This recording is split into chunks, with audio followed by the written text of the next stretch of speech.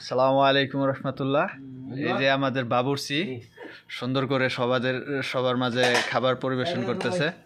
ওই যে আমাদের ইলিয়াস ভাই দেখতেছেন, বগুড়ার কিং এই মুহূর্তে আমাদের সকলকে এটা নিচে থুকো, এটা দিয়ে আচ্ছা সমস্যা নাই।